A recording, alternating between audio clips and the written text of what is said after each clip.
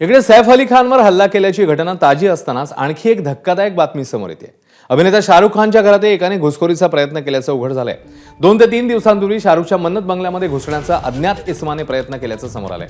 सैफवर हल्ला करणारा आणि शाहरुखच्या बंगल्यात घुसखोरी करणारा एकच आहे असा संशय पोलिसांना आहे। दरम्यान आरोपीने शाहरुखच्या घराची रेकी केल्याची माहिती प्रशासनाकडे नसल्याचं देखील यावेळी स्पष्ट झालंय।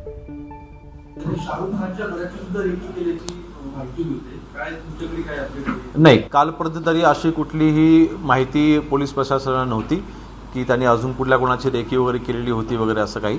परंतु नक्कीच जर का त्याला आता त्याचं इन्व्हेस्टिगेशन त्याची चौकशी केल्यानंतर तो सैफ अली खानच्याच घरी का गेला किंवा त्याने ते तिथेच अटेम्प्ट का केलं का अजून कोणाच्या घरी का गेला त्याने रेकी केली, ही सगळी माहिती समोर येईल तर आपल्याला दिली जाईल ना। एबीपी माझा, उघडा डोळे बघा नीट।